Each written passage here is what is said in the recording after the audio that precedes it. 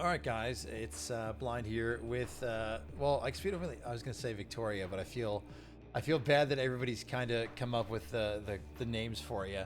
Um, but I like to think that that's a testament to you kind of coming in and joining the league and just kind of being thrown right into it. But Mm. also, I guess, a testament to the group of guys that we have that are all just kind of happy to tease in a fun way. So. I guess what is your name? I mean, we're just calling you Vasquez. That's a should we just stick with My that name's or Vic, like okay? Victor. But So Victoria, yeah, I okay, mean, yeah. call me So whatever. I don't really give a you're shit. you're only you're only just adding fuel to the fire now, in case you didn't Yeah, know. Well, cool. Well, we're happy to have you here with us. Obviously, I want to talk yeah, about you and fantasy and Eagles fandom as well, which is great. But I guess the first thing that we'll do is talk about the pick. Um, Let me push a magic button to do the draft sound, and you opted to go with at 103 Travis Hunter. So we touched on it super lightly before things kind of started going with the recording. Talk me through kind of your overall thought process and the big picture to this pick here for you. yeah. Where should I start? Right. I guess so. I pick up the team, and it was no secret. It needs a lot of work. I'm kind of Yeah. looking at my other monitor because I have the sheet up with Yep. everything. Yep. So the team had a lot of issues. It had a lot of money tied up in the future. It had a lot of players who I wouldn't particularly want at their price point, and I just knew that like this is a multi-year rebuild project, probably more than that. I'm probably gonna have to make a giant splash at some point just to be semi-competitive. Yeah. So, in the real NFL, one thing I hate is a GM gets fired, the next guy comes in and doesn't fully take advantage of kind of that grace period he has, where like they brought a guy in, you're not gonna get fired year one unless you just absolutely Unless you like really completely are. nuke it. Yeah. Yeah. Exactly. So what ends up happening is, they go with the safe pick and instead of going to get their guys, they remain beholden to guys who. Let me mute this real quick. Sorry about that. You're good. You're They good. remain beholden to guys who the previous leadership decided was someone they wanted to hold on to. Like you can see that with the Jags right now, where they have Trevor Lawrence on an extension. They're probably going to keep him around, and that's not who's to say if that's a good or bad decision, but it's not their decision, right? So I wanted to make Right. this team mine as quickly as possible, and that's where I went with I want to get rid of James Conner this year. I made a pretty unconventional move, put a bunch of dead years on him. I extended Chase Brown. That ended up being a decent enough move. And I'm kind Yeah. of just, really putting my fingerprints on this instead of, oh, I'll figure this out eventually, because you get a year or two in, and now it's like, I don't know if you're that good of a G. I think you kind of suck, Right. Or you're only I don't delaying know. the inevitable or something like that, Yeah. right? I don't think you can hide behind, like, look what I picked up after a certain point. So Yeah. that's kind of where I was going with that. And Hunter's one of those picks where like we talked about this before we started recording. On my actual rankings for most leagues, which lean more toward a win now mode, I actually have Travion Henderson higher up on my board. And so in most 103s, if I have him, that's probably going to be the pick. But Hunter, to me, there's the obvious things like he might have more ceiling, this and that and the other. I think this is one of the only leagues where it makes sense to take on the risk with him, because what do I have to lose? This guy is great, but if he plays corner, he's going to be a horrible fantasy asset, and I'll probably dump him to someone for like a fourth round pick. Right. Um, and the other thing was, I think the other people around this pick are kind of deeply flawed, in one way or another. Like Henderson has Ramondre, who just signed an extension. He's there for 3 years. He could easily take his job away in year one, year two, but that's something to consider. He's Yeah, and not that's a a hundred speculative percent. thing, right? Like Yeah, it's a we'll see. Yeah. yeah. Like so as a win now guy, yeah, you take him. But as a long term guy, like you know, does New England want to give two decently heavy contracts out at the same time? Because that's what they're gonna have to do in 2027, 2028. Tet, I just have Hunter higher up on my board. This time last year, I thought he was going to be the 101. Doesn't just never really hit that ceiling this past year. I watched a lot of Arizona football. I don't think he separates as well as people might be saying. Like he's not a Jamar Chase level prospect in my opinion, but he's good. Right. I'm not trying to diminish that. Um, And that was basically it. And then, I thought for a second about Warren, but like tight end at 3. My team's gonna suck anyway. I don't think you make that pick there. So that's what kind of led me to Anybody who, well, this is a joke for half the league. But anybody who takes 2 tight ends back to back in the first round of a draft is an idiot. I did that 20 minutes ago. But there's reasons, I swear. One name I didn't hear you mention in that list was Cam Ward.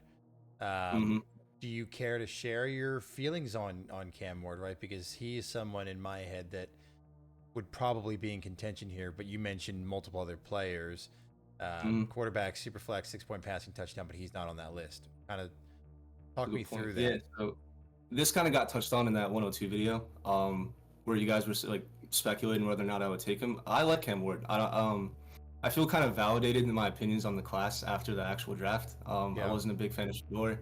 I think Ward is good, but I kind of think if you put him in last year's class, or in my opinion, next year's class, I don't know if he's as highly regarded, but I still think he's a very good player. I did consider him a bit, but this team's gonna be, it's gonna be pretty bad for a while. And the way the price escalates on him after a while, I'm gonna have to make a decision. Do I extend him versus what I could have gotten? It was, basically a totality of everything that kind of came into it. Where I don't think he can ever get into a top 5 conversation in the real NFL. That's obviously my opinion, but I don't think he's that level of guy. I think he's more like who's a good comparison for that? Maybe, we talked about Trevor Lawrence. I think he could be around Trevor Lawrence, maybe a bit better, which is a good fantasy asset, but at 103, and you're taking him for the years where you are going to be competitive, and then you have Trevor Lawrence on your hands, I just didn't really see the value in that, so that's why I passed on. I also almost think in a way that I think that people will be,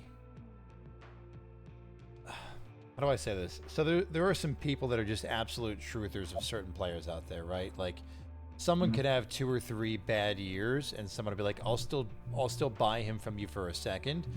And I feel like that is significantly more likely with a prospect or player like Travis Hunter than maybe Cam Ward. I mean, we saw what kind of happened to Bryce Young, where, one bad season and Bryce Young, you could have gotten him for maybe a second or something like that.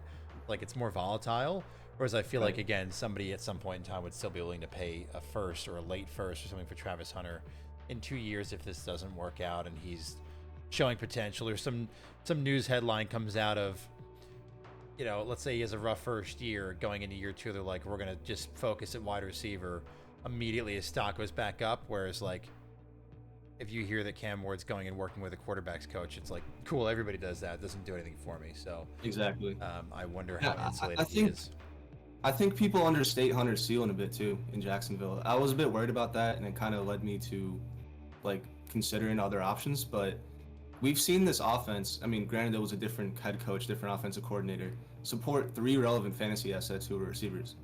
Yeah. We had Gabe Davis, Christian Kirk, or not Gabe Davis. We had Christian Kirk, Evan Engram, and there was another receiver who I'm blanking on at the moment. Oh, Calvin Ridley. So you had all those guys for a couple years, and they were all pretty decent. Now it's more consolidated with only 2 guys.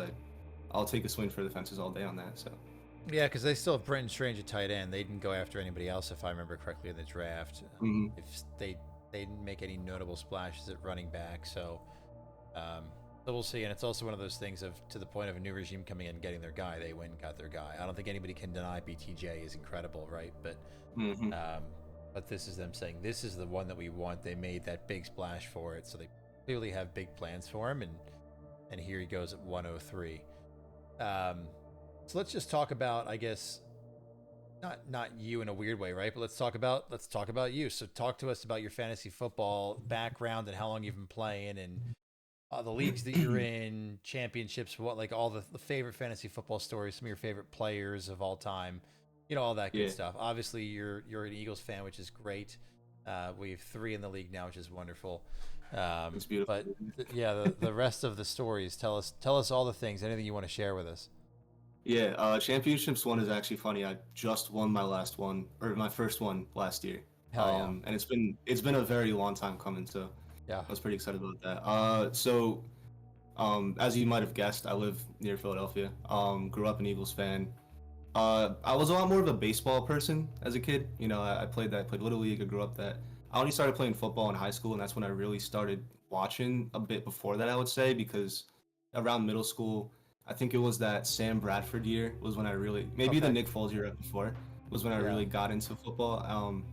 And so I was playing fantasy baseball before I was playing fantasy football. Hmm. And, you know, I kind of like to, like, I'm a numbers guy. That's what I do for work. It's like something I've always kind of enjoyed, like just making a random spreadsheet and looking at Yep. stuff. So Amen. that's kind of my approach with it. That's how I kind of look at prospects a bit. I like to think I understand the actual sport pretty well and can kind of speak to like what I'm looking at when I'm watching the players. Um, but yeah, so I started playing fantasy football probably early high school, if I had to guess, something like that, Yeah. like 20 something. Um, and then Dynasty, actually, my first league was in college. So I made, I think we're going into year 4 now. It was right before we graduated. I said, hey, we're not going to see as much of each other. It's a good way to Let's do keep in this. touch. We all like Yeah. fantasy. Yeah. So kind of got into that. At this point, I'm in how many leagues? I don't even know. I did so many startups last year. Yeah, me too. Like maybe like 12, 13, and a couple seasonals every year. Yeah. Some of them are orphans I picked up, like this one. Some of them are startups. All my startup teams are very heavily in the middle because I don't want to be the guy who trades away all his future picks, but that's kind of what you need to do to win sometimes. So, you know, I'm having fun with it, kind of figuring it out as I go.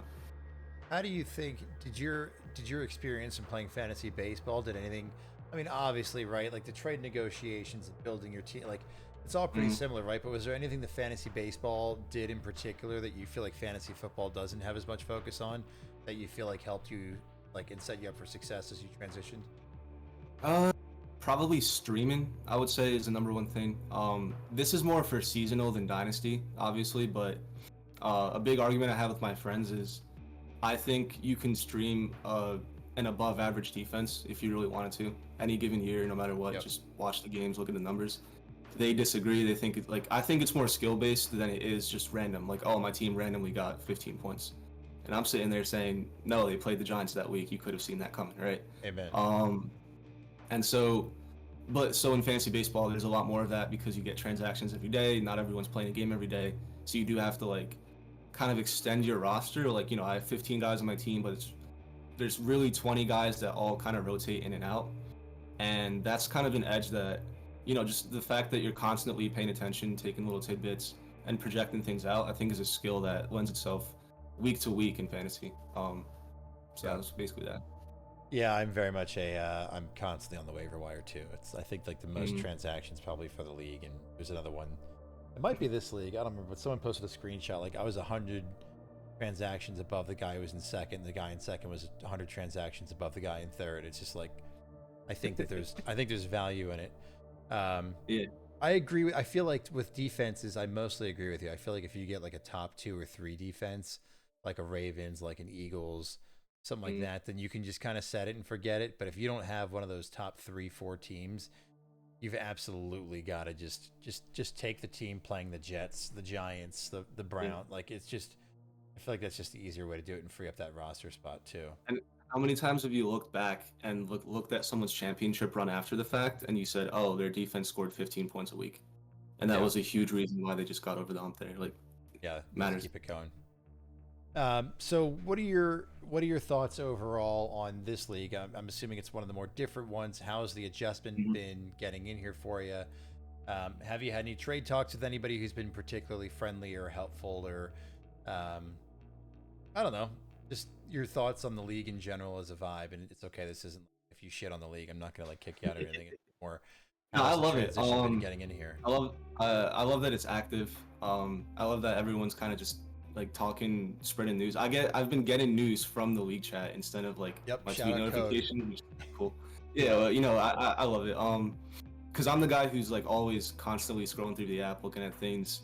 I like sometimes I'm like, oh, this guy has a new news thing on Sleeper, and then it's something that came out, you know, 6 hours ago, Yeah. and by then we've already broke the news, discussed it, and Yeah. there's been like 3 trade offers in our league chat. So I Yeah. love that part of it. Um, yeah, I mean, looking at my team, I was like, oh shit, like, but it was cool because you know, the jokes started flying right away. Like, I kind of had to like plant my flags and go and crack some jokes here and there. I did have, well, when was this? And forgive me, I don't remember who it was exactly, but it was I think right before the vet draft or maybe during the vet draft. So one of the guys, like I don't think this is a secret. I want my team to get younger because younger means cheaper, and more, like often more talented. Right.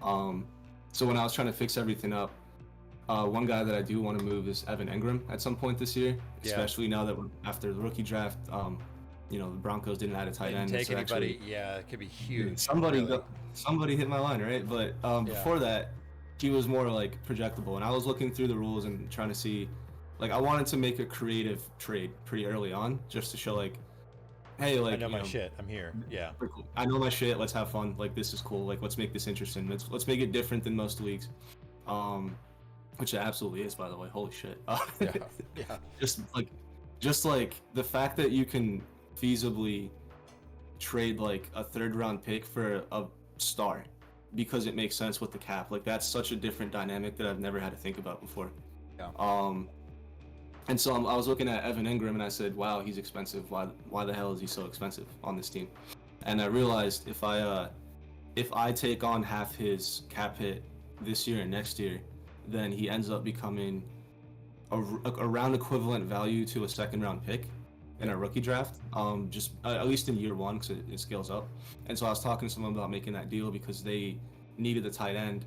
Like, I forget if it was for a backup or a starter role, but it made sense for them, and we kind of talked about it. And granted, it did fall through, but like Evan Engram for a second round pick, and his value's gone up since then, so it doesn't sound as crazy. But this was back in January, February, when like that was, you would have got laughed at in most leagues, and in this one, that's a win-win for both sides. Yeah, especially with you paying potentially half the cap, I think it makes a lot of sense. And Denver didn't take anybody.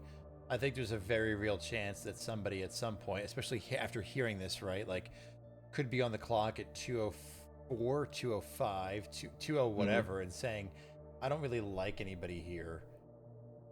Let's do the Ingram deal. You know what I mean? And like, and make this happen where they're getting someone and you're getting that second round pick or a future pick or something like that. Yeah, having the contracts and the intricacies with it has been funny because I'll send a trade over or someone will be talking a trade with me in a vacuum and I'm like, I would 100% do that. I would 1,000,000% do that. And then I start to think about it. I'm like, well, he is expensive and his contract is expiring and this, I'm like, well, maybe I should do the other thing. It really makes you think and figure out what you're going to do. I mean, the amount of trades that I made saying I'll figure the cap out later, has been things. So I like that you've kind of come and put your stamp on the team and you're ripping a Band-Aid off, like, and then not only that, but like the talks that you and I had in private, like through the chat of like, do you think I should do this? Because this is what I'm thinking. I think that you've come in and put as much of a stamp on it as you can for it being kind of in the place that it is. And I know, we're obviously super excited to have you here and with us. So thanks for joining, and all that good stuff. Any final thoughts that you have before we kind of wrap this thing up and kind of put 104 on the clock and get this thing moving, or keep this thing moving, I should say? The only one I really have is I truly, and this is important, I truly feel that if whoever picked up Deontay Johnson wins a championship, I should get like an eighth of that, like I should get like a thank you note in the mail or something. His I forget, I think it was Unicorn grabbed him. Usually I know how obsessive I am. I usually know everybody, like who owns who off the top of my head. Is it Unicorn? Not Unicorn. I thought it was Unicorn. It's barely read. Find it. That was Flynn. Okay, it was another one of the guys from the old division. Yeah, Flynn got him for $4, and that could absolutely be a steal. Yep. Yeah, that's one of those things that obviously you never know how a trade's going to go and whether or not you're going to win it or lose it. But I remember I had Deontay and traded into the former owner of your team for a 4th round pick, and was like, man, what an L I'm taking getting a 4th round pick for Deontay Johnson. And here we are a year later saying, how the hell did I win that trade getting a 4th round pick from Deontay Johnson? It's kind of funny how it works and how, again, the different implications with contracts and all that take effect. So just to give you a bit of a plug, is there anything else, any other moves you're trying to make during the draft? Are there any players that are on the block?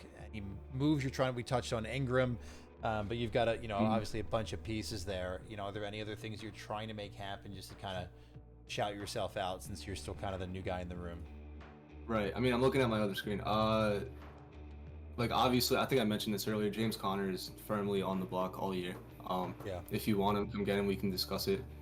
I made him as cheap as possible. Like, yeah, I'm not gonna ask for a super cheap price, but it's James Conner. Let's be reasonable here. Engram.